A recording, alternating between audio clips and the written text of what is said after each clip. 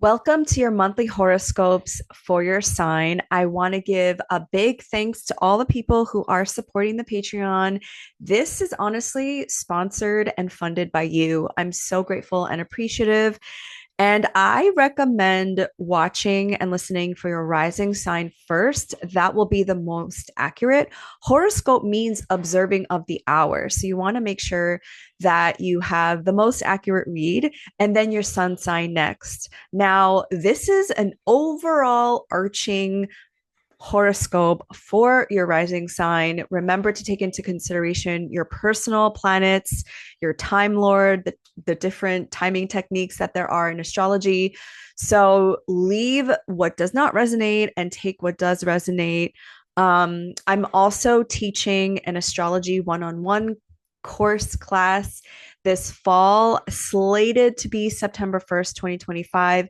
There is a form down below just to get an idea of where everyone's at. It's only 5 questions if you're interested in learning how to read your own chart, because I'm all about teaching you how to fish. So anyway, thank you again so much, and let's go to your sign. Hello, Pisces, and welcome to your August forecast. I have very good news for you. Your chart ruler, which is exalted in Cancer in your fifth house, which is a trine to you, will be making a conjunction to Venus in Cancer and the fixed star Sirius on August 12th. This is like such a lucky, auspicious day. And I would circle that day on your calendar and I would do some magic on that day. But before we get into that further, let's start from the beginning. So on August 6th, Mars will enter the sign of Libra, which is your eighth house.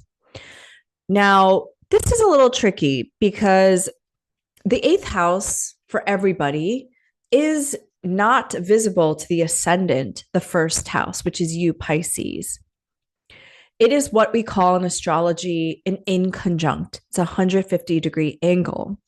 The eighth house is shared income, shared resources. If you have a partner, if you're married, this is income you share with that partner since it's the second from the seventh. This is inheritance, both inheritance of like gifts and wisdom and trauma from your ancestors and your parents, but also inheritance when they die. Which is why a lot of the times the eighth house is also it has significations of death. The eighth house is also the occult and hidden things. But also it's just like at the end of the day, how you receive money. So another thing to realize, I guess, is that Mars is in its detriment in Libra. It's in the opposite sign of its home, Aries and Scorpio. Now, it's interesting because the ruler of your second house, which is in Aries, is in your eighth. So, how I can kind of delineate this is that maybe you're putting a lot more money into somebody else or something that you're trying to do here since Mars also rules your ninth house. And so there's like an imbalance going on where now you're putting your money into like a shared thing. Now, because the South Node is going through your seventh house, and the North Node going through your first, and you've been having eclipses here since last year. Have some of you Pisces risings been going through a separation with a partner or a divorce, perhaps? And so now the Mars in Libra here is the separating of resources, assets, and maybe because the ruler of the second is in the eighth, it's like you're having to give more than you want or that you thought. Another way to look at this is because the Mars rules your Scorpio ninth house. You might have invested in some traveling or studying or higher education. And so Mars in the eighth is like, contributing those funds to that institution. Um, Now, on August 9th, Mars in Libra will oppose that Saturn in Libra in Aries in your second house. So the second and eighth houses are very sensitive because they are our financial houses, right? So in late stage capitalism, when our sense of worth is tied to our finances, this could be a very sensitive time. Like you might be coming up with this, you might be coming to a head with how you might be in some kind of financial strain. Saturn tends to bring fear in every house that it transits through. So Saturn was in your first for the last 3 years, and then it moved into your second house earlier this year. It will go retrograde and go back in your first in the fall. But there's some kind of new beginning that's trying to emerge with the Saturn Neptune conjunction that will happen February 26th of 2026 in your finances. But right now, because both are retrograde, it's like rethinking, reimagining your relationship to your finances, your financial health for the future, since Saturn also rules your 11th and 12th houses. Now, my advice for you is, since Saturn rules your 11th house, to ask friends for help, ask your community for help in supporting you with this. So yeah, I empathize, I sympathize with you, because this isn't an easy aspect, since the second and eighth houses are they're not visible to you. So this is something that might have blindsided you, perhaps. You weren't planning for this. So there is this conflict going on with you and possibly another person when it comes to finances. You could be in some kind of financial disagreement. But the good news is that Saturn is speaking to that Mars, since Saturn is in a Mars ruled sign. And you're going to experience a grand air trine through your eighth, 12th, and fourth houses. So there could be some support from, a family member, perhaps. But the fourth, eighth, and 12th houses in Vedic astrology are the moksha houses of liberation. So, however you decide to combat this issue is ultimately going to set you free for the long term. On August 9th, there is a full moon in the sign of Aquarius at 16 degrees at 3:55 a.m. Eastern time. And your Aquarius house is the 12th. The 12th house is the house of the unknown and the unseen. This is the house of exile and isolation. Now, the 12th house could be self-sabotage. So you might have been having some self-sabotaging thoughts of like your long-term goals and dreams when it comes to how you're able to finance your long-term goals. But having the moon here, I would suggest you intentionally isolate yourself to rest and to recover from whatever you've been going through.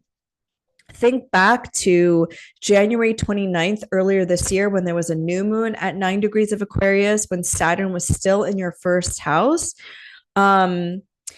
And think about all the intentions you set at that time. Maybe you were like, I'm going to like lock it in.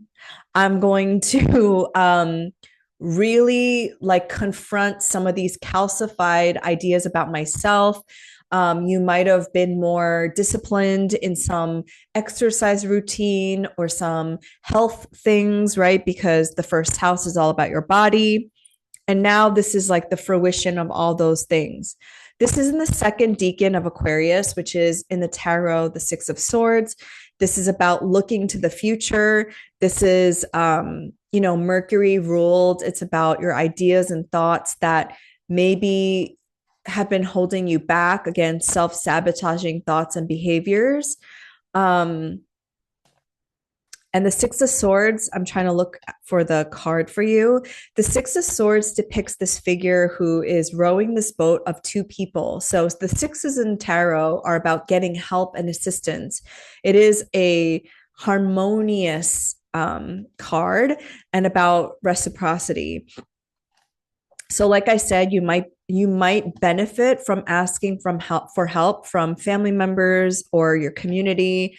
Um, and you might be getting assistance at this time, somebody who can help you move forward in your goals. Let me see. But having the North Node transiting your first house is you're changing in some way, you and your one-on-one relationships. So here's the Six of Swords. This figure is helping, like, this could be you or this could be you. You might be the one to assist other people, because the 12th house, I also think of marginalized communities or people who have been silenced, or people that have a voice but have been silenced. So the 12th house is obviously a house of foreign, right? So I think of migrants, I think of prison, people in prison, in the prison industrial complex, and marginalized groups. So you might be the one to speak out on their behalf. You might be the one to advocate for them, or you might be the one who also needs assistance, somebody you can call on to say, hey, like, I'm going through a really hard time. Whatever your thing is, right? Either financially, either in a recent breakup, or you just feel confused and you don't know what next action steps to take. Now, after this full moon perfects, there's a 22-hour, 55-minute void of course moon. I've been trying to share as many void of course moons as I can on the weekly forecast, because I don't think we should force something on void of course moons. These aren't moments to launch something or try something new. And given that this full moon is happening in your 12th house, I really do think this is a moment for you. Take this day. It's almost a 24-hour void of course moon. Take this day to be alone, be in your own energy, rest and recover. My favorite things to do when it's my 12th house season, so my 12th house season is Scorpio, is to go to a bathhouse, go to the Korean spa, go to a Korean sauna. I love to do like 12th house activities during my 12th house season, because it's a moment for me to come back to myself and realize like what's my energy and what is someone else's energy, and do proper like cleansing before the sun goes into Sagittarius, which is my first house, before I I'm coming back up for air. On August 11th, Mercury goes direct at 4 degrees. So, you're a water rising sign. So all of this activation in fire and air are in not so harmonious aspects to you. However, it's not like they're not as important. So the 6th house is your Leo house. And the 6th house in astrology is our daily activities, I would say rituals and habits that support our life. Now, because the 6th house is in conjunct to you, it doesn't witness the first house. This is why this could lead to bad health, because if you ignore the things you need to do in the 6th house, this could lead to sickness. Now, the 6th house is where we can overwork sometimes and get burnt out. So it's important to work harder. I mean, oh my God, work smarter, not harder. So you've had Mercury retrograde going through your 6th house. So Mercury rules your 4th house of home, family, family of origin, and also your 7th house of one-on-one partnerships. So those two topics would have come into your 6th house. How are you balancing family and home and your partnership within your daily routines and rituals? Did you feel overwhelmed? Did you feel like you were doing too much? Do you feel like you weren't focusing on yourself? Those things might have come up during this Mercury retrograde. Now, Leo is ultimately about like listening to your heart, being authentic to self, and knowing that like you need to come first sometimes. Now think back to July and August of 2023. You had a Venus retrograde here. Then last winter, so like December of 2024 to earlier this year, you had a Mars retrograde here, and now this Mercury retrograde. So something is trying to shift in your Leo house with the personal planets.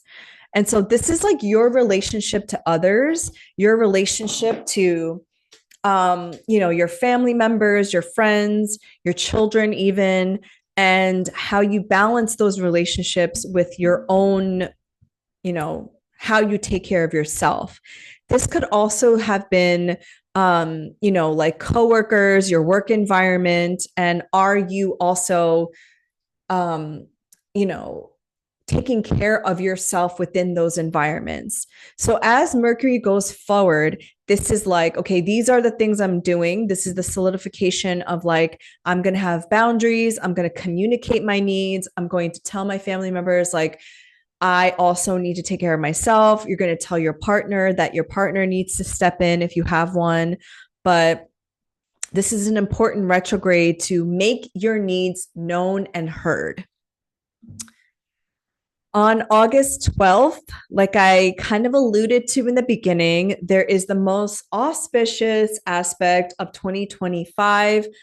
And I think Pisces risings specifically are the most beneficial, even more so than I would say Sagittarius rising, which you both share Jupiter as your ruler, because your Cancer house is in a trine to you. This is a very lucky transit. I don't know how else to say this. I would do magic on this day. Now, because Jupiter rules you, your body, if you don't want to have children, because this is also a fertility transit, and also Venus has its joy in the fifth house, then I would protect yourself, because this is like making babies kind of transit and aspects. But if you do, then get it on. Jupiter also rules your 10th house of career, so this could just be a really lucky moment if you bring out your creations to light and to the public. These are two benefics. So Venus is the benefic of relationships, union, beauty, love, worth, value. Venus rules your 8th house of shared income. It rules your 3rd house of communication and siblings and neighborhoods and writing, short distance travel. Jupiter, like I mentioned, rules your career and you. And when they come together in Cancer, like really, like this is like we're growing something beautiful. We are creating projects, we're creating babies, we're putting something out there. Like I mentioned, Sirius is a very lucky and benefic star. The ancient Egyptians noticed that during the heliacal rise of Sirius in the sky was when the Nile River would flood, and this brought in a time of fertility and agricultural growth. I mean, now this doesn't happen because there are dams in Egypt that don't cause the flooding. I just visited Cairo. I just visited Egypt in November, so I know this firsthand. So this 8A Lionsgate portal is more of like a new age concept. But nevertheless, Sirius is a very beneficial, benefic, lucky star. So again, if you don't want babies, protect yourself. If you do want babies, get it on. People who just want to bring their creative things out to the forefront, do this. This is also like the 5th house is a house of gambling and risk taking. And I wouldn't necessarily consider Cancer to be like the most risk taking sign, but the fact that Jupiter is exalted here, I think Pisces risings, like you can really put something out there, let's just say, and make something happen. You know what I mean? Like if you want to become an actor, or because the fifth house also talks about, um, a lot of actors have fifth house placements or drama, I would like whatever your dream is, whatever you're trying to put out and manifest, like put it out there. Get Delulu about it. On August 22nd, the sun will ingress into Virgo, which is your seventh house. So the spotlight will become very visible in your partnership house. Now, this is going to be a topic for you. Obviously, it has been since September of 2024 because the nodes shifted and you started to have eclipses in your seventh and first house axes.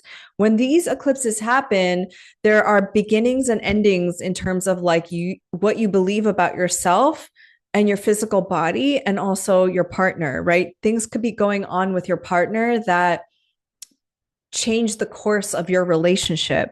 So the very next day, there's a new moon in Virgo at 0 degrees, which is an inception point. It's at the beginning of the sign.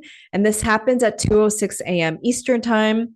Now, fast forward to September 21st, there will be a solar eclipse, which is a new moon, but an eclipse because it's around the nodes. And this happens at 29 degrees of Virgo, which is the anaretic degree. So every sign goes from 0 to 29 degrees. And so something is beginning in your Virgo whole sign house. Now, like I mentioned in the beginning, if you already went through a breakup, you could be calling in an aligned partner. If you are single and ready to mingle, and if you're ready for your like love, the partnership you've been waiting for, this could be you calling that person in.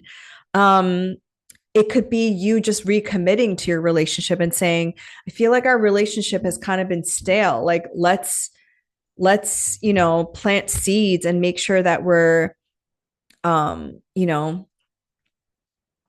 putting in the effort, because this new moon is in the first decan of Virgo, which is the Eight of Pentacles in the tarot. This is a card and decan about commitment and craftsmanship. So there is some like planting of a seed here in your partnership house and saying, I'm like committing. I'm gonna put in the work. I'm going to be committed to this. Now, this could also deal with um, you know, maybe even a business partnership, right? Because the seventh house isn't just your marriage partner. This is like maybe you started working with somebody, like for example, a podcast host, like I have, and you're saying, okay, let's take this podcast to the next level. Let's like recommit and put in the work. Now, Uranus in Gemini is kind of hanging out in your fourth house. So if you're an early degree Pisces rising and your descendant is an early degree Virgo, Uranus is like squaring your ascendant descendant degrees. So it's kind of like rocking um you and your a relationship based on maybe changes that are happening at home, changes that are happening to your family dynamic. That's something to keep in mind. Now, what I find interesting embedded in this new moon chart is that Uranus, like I mentioned, Neptune, Pluto, all the outer planets are at 1 degree. And according to Nicholas Stojanovich's degree theory, this is more like modern astrology. That is the Aries degree, which is ruled by Mars. These placements are about expressing your personal goals and moving your vision forward. So, like I mentioned, Uranus just entered your fourth house, which is the foundation of your chart. This is like your family of origin, your home, your ancestors, your parents, and it's kind of rocking it. There's some disruption that needs to happen here, or that is happening here. Neptune is in your second house of your income and finances, like I mentioned. And then Pluto in Aquarius is in your 12th. So there's something going on here about changes to your foundation, changes to your income, changes to the ways in which you think about yourself. Like I mentioned in the beginning, Pisces risings are going through changes in self and also the ways in which you receive finances to make your dreams come true. Now, the last aspect, which I alluded to, was is August 25th, Venus will ingress into Leo, your sixth house, and Venus rules your third house of communication, siblings, short distance travel, and writing, and siblings. Did I say siblings? And neighbor, and also your Venus rules your Libra house, the eighth house. So, sixth house is, like I mentioned when I talked about Mercury going direct. This Venus is a benefic, right? But when Venus goes through the sixth house, like a cadent house, this could be like feeling insecure about the ways in which you show up, the ways in which maybe if you do have a social media platform, that you're showing up and saying the thing, right? This could be you being insecure about your looks or your value, right? Venus's value. But ultimately, I think when you went through that Venus retrograde, the Mars retrograde, the Mercury retrograde, this is like reclaiming some of that. This is saying like you don't have to do so much. Like don't overwork to prove your point, to prove your worth, to prove that you are validated. When you do the inner work, which could also be what the Saturn and Neptune is doing in your second house, when you really know your inner worth and your essence, you don't need to like have approval from anybody else. But Pisces having the North Node in your first house and having eclipses there, it is a beginning, an ending of an old cycle of not seeing yourself and a beginning to realizing that you are Jupiter ruled, that you are this lucky, optimistic person, that you have creative. First of all, Pisces risings are just like ethereal, fairy like people who are so intuitive and psychic. And the more you can realize that all of this comes from something deeper, comes from something that's channeled, that's where I think the eclipses will help you snap out of it almost. It's like not looking for the external validation in what you're creating, but knowing that what you create is you are a channel, you are a vessel for the creations of the divine. You are the vessel, you are the oracle. So I'm wishing you all the luck, Pisces rising, for the month of August. I will see you in September.